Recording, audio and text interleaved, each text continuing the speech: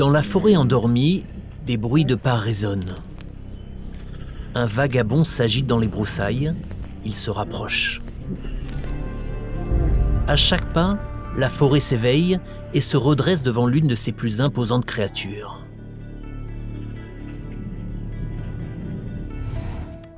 Il existe 8 espèces d'ours. Les ours sont présents sur 4 des 7 continents. Les ours polaires et les ours bruns vivent en Amérique du Nord, en Europe et en Asie.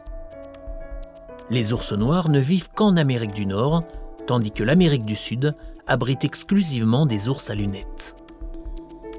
Les ours lipus, les pandas, les ours malais et les ours à collier évoluent quant à eux en Asie. La taille des ours varie grandement. Le plus petit est l'ours malais, avec une taille moyenne de 1,50 m chez le mâle et un poids de 68 kg.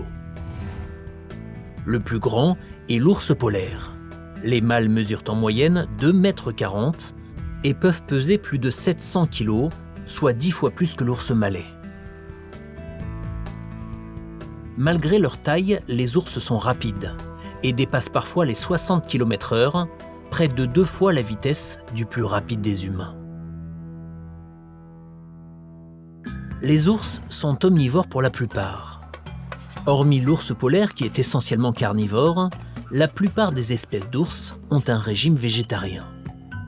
Le panda géant se nourrit à 99% de bambou. Le menu des ours noirs et bruns est plus varié, avec des graines, des baies, mais aussi des charognes, de petits mammifères et des saumons. Sans oublier l'une des friandises de la nature dont raffolent de nombreux ours, le miel. Certains mangent même les abeilles et les larves de la ruche qu'ils sont venus piller. Les ours donnent souvent naissance à des jumeaux. Même si elles peuvent porter jusqu'à 5 oursons, les mères donnent en moyenne naissance à 2 oursons à la fois. À la naissance, les oursons sont petits.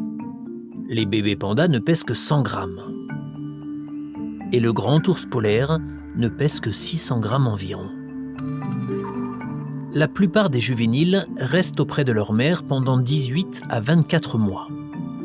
Pendant ce temps, les mères allaitent leurs petits et leur apprennent à se débrouiller seuls. L'homme et l'ours ont une relation compliquée. Les ours ont longtemps été respectés et redoutés. Certaines civilisations les ont même intégrés à leurs croyances. Mais au Moyen-Âge, les ours sont devenus des bêtes de foire en Europe et en Asie et ont fini par être mis en scène dans des cirques ou des spectacles. Aujourd'hui, de plus en plus de mesures sont prises pour interdire l'exploitation des ours et d'autres animaux sauvages dans le monde du spectacle. On ne peut qu'être admiratif à la vue d'un grand ours.